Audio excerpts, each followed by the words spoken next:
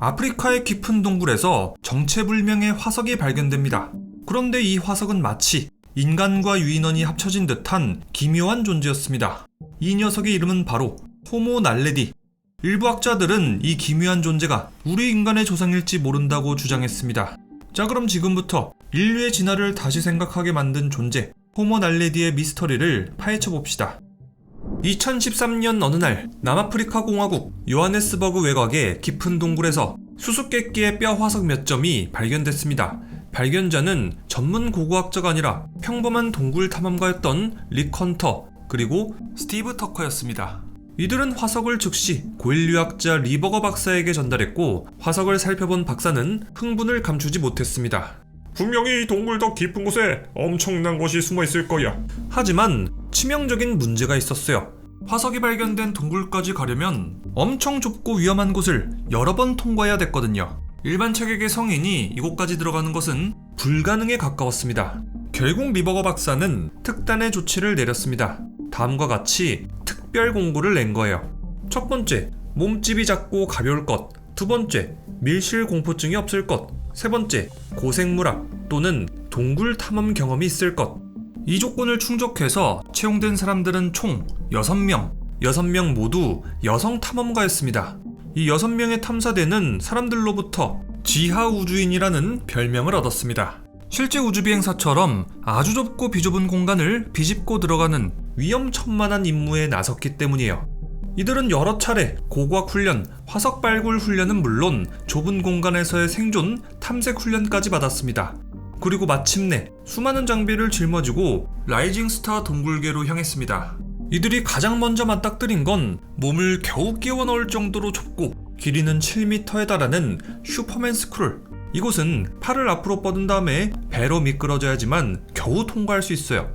밀실 공포증이 있는 사람이라면 여기서 즉시 기절해버릴 수도 있습니다. 두 번째 단계는 드래건 스펙 굴입니다. 겨우 빠져나왔다 싶었을 때 이번에는 용의 등처럼 날카롭고 경사진 바위를 타고 올라가야 됩니다. 헬멧은 계속 바위에 긁히고 무릎은 피범벅이 되죠. 그 다음 구간은 훈련받은 탐사팀조차 지옥의 통로라고 부르는 슈트입니다. 슈트의 입구는 길이 1m, 너비는 겨우 30cm 밖에 안 될 정도로 정말 좁아요. 이곳은 몸 전체를 눌러짜듯이 밀어넣어야지만 겨우 통과할 수 있는데, 이런 좁은 구멍을 수직으로 12m나 내려가야 돼요. 심지어 일부 탐사원은 골반이 끼는 바람에 정말 위험할 뻔했다고 하는데 동료들이 땡겨줘서 겨우 빠져나올 수 있었다고 해요. 자, 이제 마지막으로 네 번째 단계, 디날레디 굴입니다. 이곳은 빛조차 흡수되기 때문에 시야는 거의 0에 가까운 공간입니다. 이 어둠 속에서 가파른 경사의 통로를 밧줄과 장비를 이용해서 조심스럽게 내려가야지만 도달할 수 있습니다. 그리고 마침내 모든 통로를 지나 모든 공포를 견딘 끝에 탐사대는 드디어 호모 날레디의 화석이 잠든 디날레디 굴에 도착합니다. 이곳은 가로 약 3m, 세로 약 1.5m, 높이 약 80cm에서 1m 정도, 전체 굴의 면적은 약 4제곱미터 정도밖에 안 되는 아주 좁은 공간입니다. 그런데 이렇게 좁은 공간에서 인류학의 역사를 다시 써야 될지도 모르는 엄청난 것이 발견됩니다. 바로 이곳에서 최소 15개체에 해당하는 1200점 이상의 뼈 화석이 쏟아져 나왔거든요. 연구진은 그 즉시 화석을 채취한 다음에 분석에 착수했습니다. 그런데 결과는 충격적이었어요. 지금까지 알려진 그 어떤 고인류와도 일치하지 않는 완전히 새로운 종이었거든요. 연구팀은 이 인류에게 남아프리카 세소토어로 별을 뜻하는 단어를 따서 호모 날레디라고 이름 붙였습니다. 호모 날레디는 원시적인 유인원 그리고 초기 인류의 특징이 교묘히 뒤섞인 특이한 존재였어요. 나무에 오르기 적합한 긴 팔 그리고 구부러진 손가락은 유인원을 닮았습니다. 손바닥, 손목, 엄지손가락은 사람과 비슷해서 도구를 사용했을지도 모른다는 추측이 나왔습니다. 기어오르기, 매달리기에 유리한 모양의 어깨, 바깥쪽으로 벌어진 골반, 갈비뼈 모양은 오스트랄로피테쿠스를 닮았습니다. 직립보행에 적합한 발구조, 그리고 치아 구조는 인간형에 가까웠습니다. 어때요? 신체 부위 중에 어디는 인간을 닮았고 또 어디는 유인원을 닮았죠? 즉, 해부학적으로 초기 인류와 원시 인류가 뒤섞인 형태인 거예요. 이것은 진화적 중간 단계로 보기에는 너무 복잡한 구조였어요. 어떻게 이런 특성들이 한계치에 온재됐는지 여전히 미스테리죠. 그런데 진정한 미스터리는 여기서 시작됩니다. 리버거 박사는 당연히 이들이 약 200만 년 전 초기 인류라고 생각했거든요. 하지만 2017년 충격적인 사실이 밝혀졌습니다. 연대 측정 결과 호모 날레디의 연대는 고작 33에서 23만 년 전으로 측정된 거예요. 이것은 네안데르탈인 그리고 호모사피엔스가 살아있을 때하고 시기가 겹쳐요. 이 발견은 기존 학설을 완전히 뒤흔들었습니다. 아주 먼 옛날의 아프리카에는 뇌가 큰 인류만 살아남았을 것이다 라고 여겨져 왔거든요. 그런데 작은 뇌를 가진 호모 날레디가 이 시기에 함께 살았다는 뜻이에요. 호모 날레디에 대한 세 번째 미스테리는 디날레디 굴에 뼈가 쌓인 이유입니다. 생각해보면 이상하긴 하죠? 이렇게 좁고 목숨 걸어야 겨우 들어올 수 있는 곳에 왜 이렇게 뼈가 많이 쌓여 있는 걸까? 첫 번째 가설은 홍수 가설입니다. 호모 날레디들이 어딘가에서 죽었는데 갑작스럽게 홍수가 일어나서 디날레디 굴까지 쓸려 들어왔을 것이다. 하지만 동굴의 퇴적층에서 수분 침투나 물이 흘렀던 흔적이 전혀 없고 또 다른 동물들의 뼈는 단 하나도 발견되지 않았습니다. 또 뼈들도 서로 연결된 형태로 보존돼 있어서 만약에 급류에 휩쓸렸다면 일어날 수 없는 현상입니다. 두 번째 가설은 육식동물의 먹이 저장소설입니다. 어떤 육식동물이 호모 날레디를 사냥한 다음에 이곳까지 끌고 와서 잡아먹었을 것이다 라는 가설이에요. 그런데 이 가설도 앞뒤가 맞지 않습니다. 호모 날레디의 뼈에는 이빨 자국이 없고 긁히거나 씹힌 자국도 없거든요. 또 이 구역까지 들어오려면 극도로 좁은 통로를 통과해야 되는데 이곳까지 대형 포식자가 들어오는 거는 거의 불가능에 가깝습니다. 세 번째 가설, 우발적인 추락사 가설입니다. 호모 날레디들이 하나둘씩 실수로 떨어지면서 이곳에 시체가 쌓였다는 가설입니다. 하지만 호모 날레디의 뼈에는 추락해서 부상당한 흔적이 없었습니다. 또 디날레디 굴의 입구는 수직이 아니라 약간 각져 있고 굴곡도져 있습니다. 게다가 좁기도 하고요. 자, 그래서 실수로 여기까지 떨어지는 거는 말이 안 되고 게다가 15개 채나 실수로 같은 곳에 떨어졌다? 더 말이 안 되죠. 고인류학자 리버거 박사 연구팀은 네 번째 가설을 내놓습니다. 이들은 죽은 동족을 의도적으로 매장했을 겁니다. 그 근거는 다음과 같습니다. 디날레디 굴에는 오직 호모 날레디의 뼈만 있고 이 뼈들은 겹쳐 쌓여있지 않고 개별적으로 놓여있는 형태입니다. 또 이곳에 물이나 포식자, 추락의 흔적 등등 외부 요인의 흔적이 없습니다. 또 일부 구역은 움푹 파인 구덩이 형태입니다.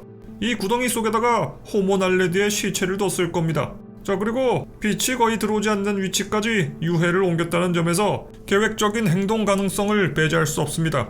그런데 문제가 있었습니다. 만약에 이 가설이 사실이라면 뇌 용량이 400에서 500cc에 불과한 호모 날레디가 죽음이라는 개념을 이해하고 장래해준하는 행위를 진행했다는 뜻이 됩니다. 이 장래의식이라는 건 삶과 죽음이라는 추상적인 개념, 즉 죽음 이후의 세계를 상상하는 이런 능력이 있어야지만 가능한 행위입니다. 지금까지 학계에서는 약 1000cc 이상의 큰 뇌를 가진 우리 인간만이 삶과 죽음과 같은 추상적인 개념을 이해하고 장래의식을 진행할 수 있다고 생각해왔습니다. 그런데 호모 날레디의 뇌는 고작 오렌지 하나 크기. 어떻게 이렇게 작은 뇌로 이런 고차원적인 사고가 가능했던 건지 설명이 안 돼요. 자, 그래서 현재까지는 의도적 매장 가설은 하나의 가설로만 남아있습니다. 고고학적인 정황은 많지만 장래의식으로 단정하기에는 증거가 부족하다는 견해가 많기 때문이에요. 호모 날레디들이 죽음을 이해했다는 식의 이런 해석은 지나치게 확정적일 수도 있습니다. 리버거 연구팀은 놀라운 추가 단서를 발견했습니다. 호모 날레디의 뼈 일부에서 불에 그을린 흔적이 발견된 거예요. 또 디날레디 굴 중앙 천장에서 그을음 흔적도 발견했습니다. 리버거 연구팀은 이 현상을 이렇게 해석했습니다. 이것은 호모 날레디가 횃불을 들고 이 동굴 깊은 곳까지 들어왔다는 뜻입니다. 어쩌면 호모 날레디는 불을 사용했을지도 모릅니다.